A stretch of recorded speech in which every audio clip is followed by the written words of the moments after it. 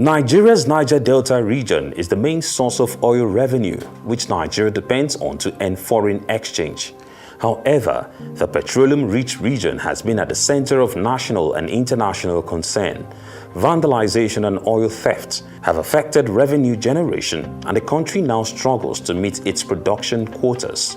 Funds from stolen crude and illegal refineries and other high levels of corrupt practices in the Delta are invested in illicit arms and light weapons. Rival communities and gangs, as well as desperate politicians, take advantage of the situation to unleash terror in the already volatile region.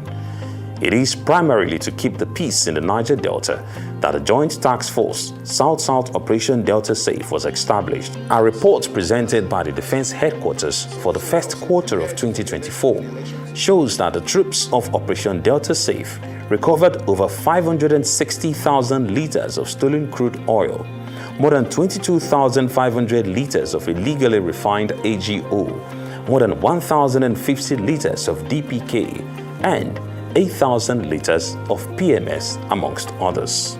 It is to review the activities of the Operation Delta Safe that a team of journalists was embedded in a visit by senior officers of the Defense Headquarters to the operations theater.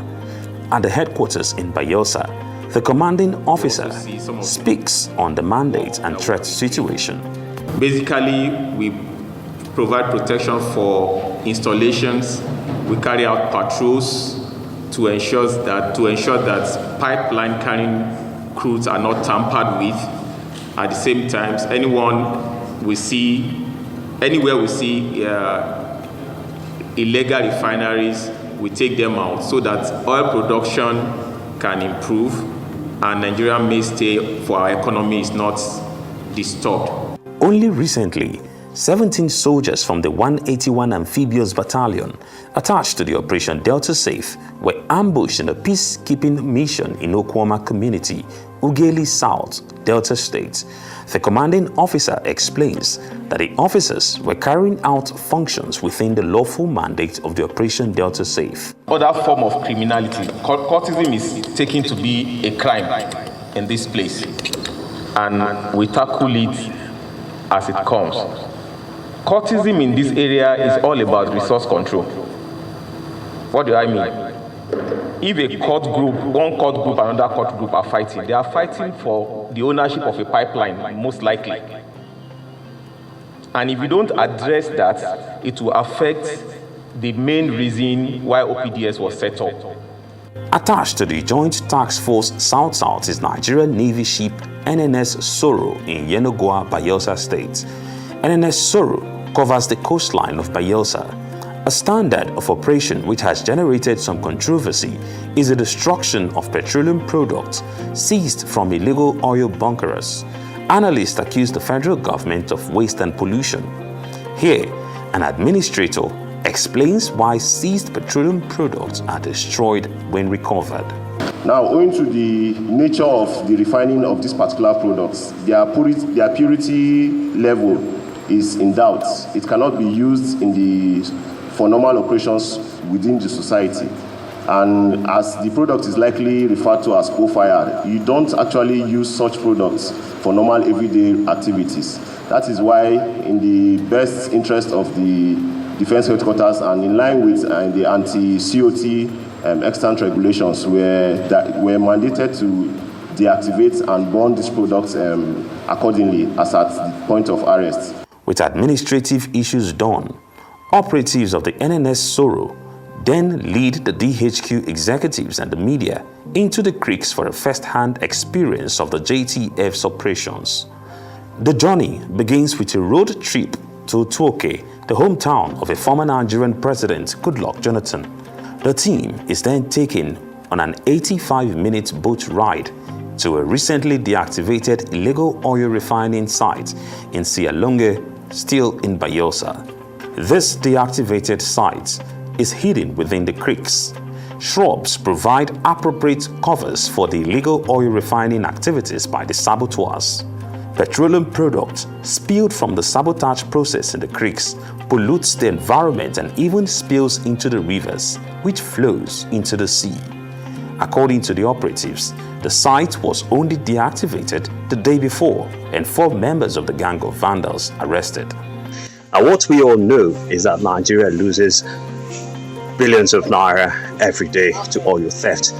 But often one story that is rarely told is that of gallantry, that's of able soldiers who try so often to ensure that these oil thefts does not happen.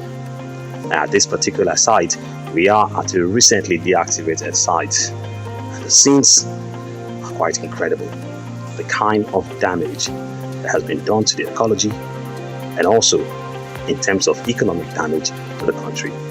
The source of the economic sabotage is a pipeline carrying crude vandalized by the saboteurs, and the petroleum products siphoned into a tank from where it is directed into an oven. It obviously takes quite an effort to set up this criminal enterprise in the creeks. The Joint Task Force explains that during the illegal oil refining, makeshift bunkers like this serve as accommodation and shelter. They say the illegal activities can go on for months if not discovered by the Joint Task Force and deactivated. Now it is the same process from the cooking pot, goes through it more than 20 meters into the reservoir, where definitely the vandals get to siphon these oils to various vessels from where they leave the creeks. On such operations, intelligence, vigilance, doggedness and other attributes are displayed by the operatives to maneuver the terrain, outwit the saboteurs and prevent an ambush of troops. Sadly, many officers of the JTF have lost their lives in the process. We also visited the headquarters of the land component of the Operation Delta Safe at the 6th Division in Port Harcourt and the headquarters Air Component Operation Delta Safe also in Port Harcourt. The Air Component also plays pivotal roles in the Joint Task Force. Their mandate includes providing air cover for troops and carrying out strikes on terrorists and their activities. A recent achievement by the Air Component was carrying out the strikes which eliminated a fugitive, Gift David Okpara, popularly known as Tubaba.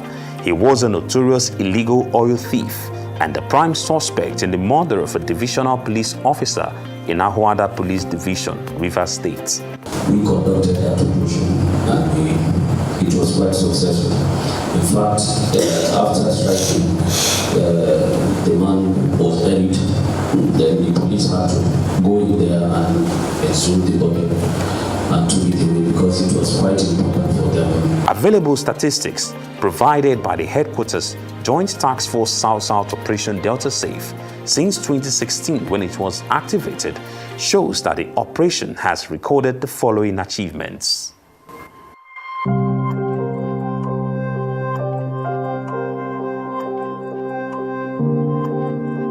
While kinetic efforts are integral parts of stopping the sabotage, the authorities of the Joint Task Force South-South Operation Delta Safe states that without the support of host communities and the required will by all stakeholders, it will be impossible to end illegal oil bunkering operations, meet the country's economic projections, and stop pollution and the degradation of the environment.